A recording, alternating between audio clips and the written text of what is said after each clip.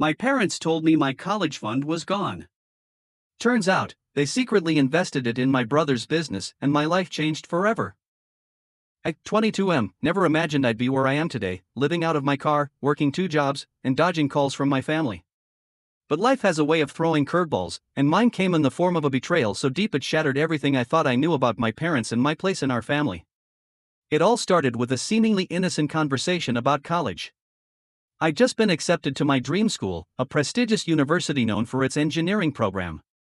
I was over the moon, already picturing myself in the dorms, making new friends, and diving into challenging coursework.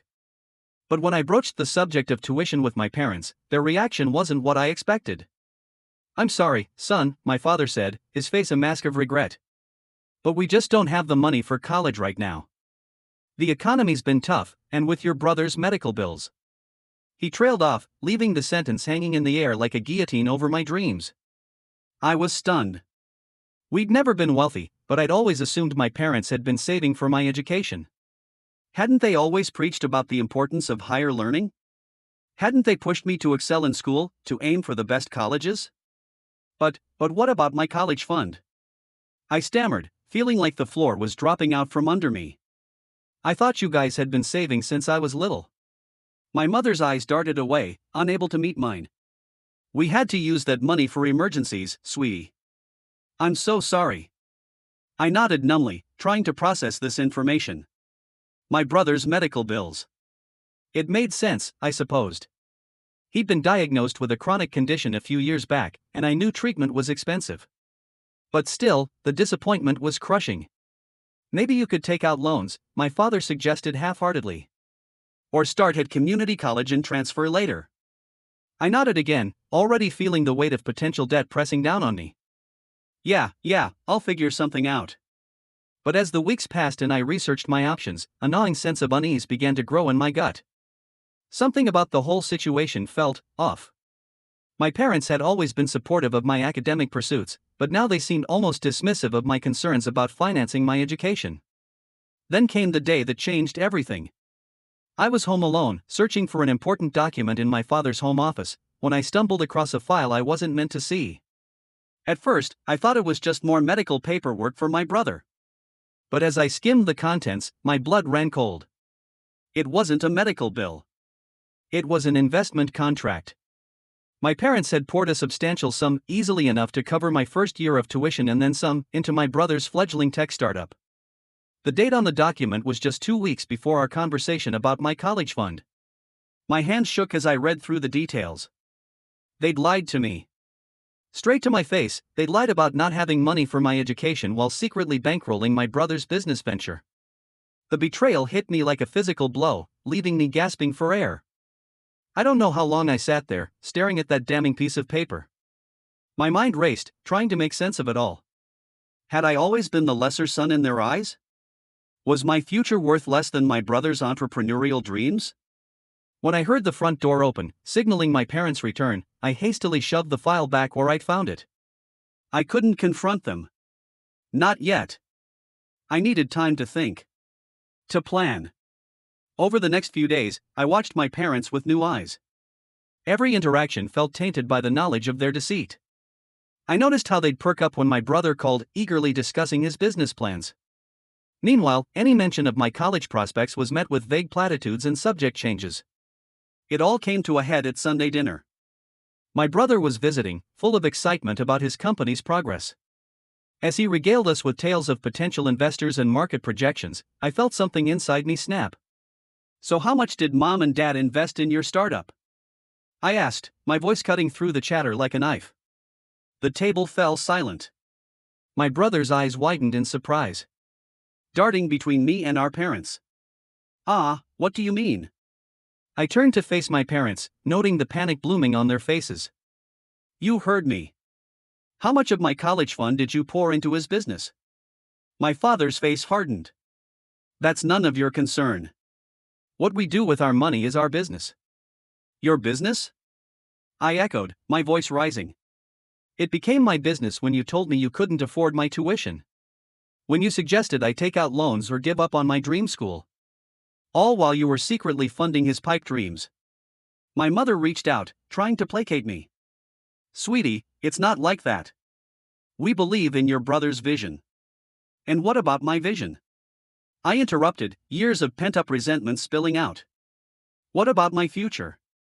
Or does that not matter as long as the golden child gets what he wants? My brother had the decency to look uncomfortable. Hey, I didn't know about any of this. If I had known it was your college money. Oh, save it, I snapped. You've always been their favorite. I'm just surprised they finally stopped pretending otherwise. I stood up, my chair scraping loudly against the floor. You know what? Keep your money, keep your lies. I'm done being the afterthought in this family. With that, I stormed out, ignoring their calls for me to come back. I packed a bag, emptied my meager savings account, and drove off into the night. No destination in mind, just an overwhelming need to get away from the suffocating weight of betrayal. The first few weeks were a blur of cheap motels and fast food, punctuated by frantic calls and texts from my parents. I ignored them all, too hurt and angry to even consider their explanations or apologies. Eventually, reality set in. I couldn't run forever. I needed a plan, a way to support myself and somehow salvage my dreams of higher education. I ended up in a small town a few states over, where I managed to land 2 part-time jobs, one in a local garage and another waiting tables at a diner. It wasn't glamorous, but it was mine. For the first time in my life, I was truly on my own, making my own decisions without the specter of family expectations looming over me.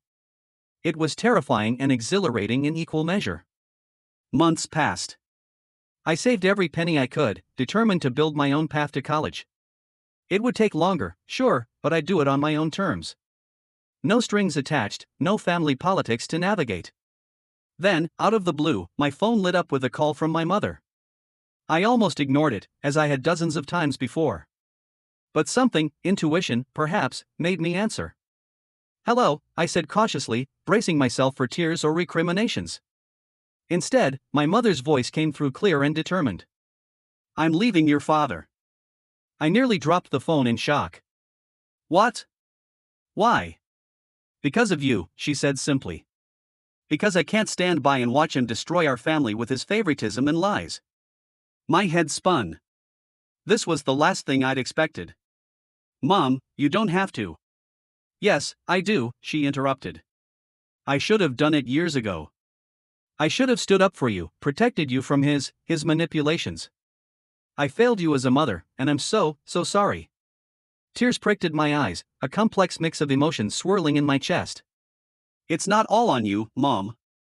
You didn't make him invest in that startup. She sighed heavily. No, but I didn't stop him either. I knew it was wrong, using your college fund like that. I convinced myself it was for the best, that your brother's success would somehow benefit all of us in the long run. But I was wrong, and I've regretted it every day since you left. We talked for hours, really talked, in a way we never had before. She told me about years of financial mismanagement, of my father's obsession with appearances, and his dreams of vicarious success through my brother. She admitted to her own complicity, her failure to stand up for what was right. I want to make it right, she said finally. I'm selling the house, liquidating everything I can. Half of it is rightfully yours. It should have been your college fund all along. The other half, well, I hope it's enough for me to start over. I was speechless. Part of me wanted to refuse the money, to cling to my hard-won independence. But another part recognized this for what it was, a genuine attempt at atonement, a chance to rebuild our relationship on more honest footing. What about Dad? I asked, realizing I hadn't heard his perspective in all this. My mother's voice hardened. He made his choice a long time ago. He can live with the consequences. The next few weeks were a whirlwind. My mother followed through on her promise, selling the family home and dividing the proceeds. My father, faced with the collapse of his carefully constructed facade, retreated into angry silence. My brother, to his credit, seemed genuinely remorseful when he learned the full extent of what had happened. He offered to repay the investment, but I refused. That money was tainted in my eyes.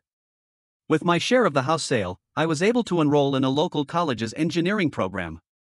It wasn't my original dream school, but it was a solid program, and more importantly, it was a fresh start. My mother moved to the same town, renting a small apartment and finding work as a bookkeeper. Our relationship is still a work in progress, fraught with years of unspoken resentments and newly exposed truths. But we're trying, really trying, to build something new and honest between us. As for my father and brother, that's more complicated. My brother has reached out a few times, awkward attempts at reconciliation that I'm not quite ready to accept. My father remains stubbornly unrepentant, convinced that he did what was best for the family. I haven't spoken to him since that last explosive dinner. Sometimes, in the quiet moments between classes or during late-night study sessions, I find myself marveling at how much my life has changed in just a year. The pain of betrayal still lingers, a dull ache that flares up in unexpected moments. But there's also a sense of pride, of hard-won wisdom, that I wouldn't trade for anything. I've learned that family isn't just about blood ties or shared history. It's about trust, respect, and the courage to stand up for what's right, even when it means standing against those you love. I've learned that it's never too late to chart a new course, to demand honesty and fairness in your relationships. Most of all, I've learned that my worth isn't determined by anyone else's perception or investment. It's something I carry within myself, nurtured by my own efforts and choices. As I sit here in my dorm room, textbooks spread out before me, and a future full of possibilities ahead, I can't help but feel a bittersweet sense of gratitude for the painful journey that brought me here. It wasn't the path I would have chosen, but it's the one that taught me the most valuable lessons. To anyone out there facing similar struggles with family expectations and hidden agendas, I say this: trust your instincts, demand the truth, even when it's uncomfortable, and never, ever let someone else's vision for your life overshadow your own dreams. After all, the only investment that truly matters is the one you make in yourself. Thank you so much for listening to my story. If you have any thoughts, I'd love to hear them, so please leave a comment.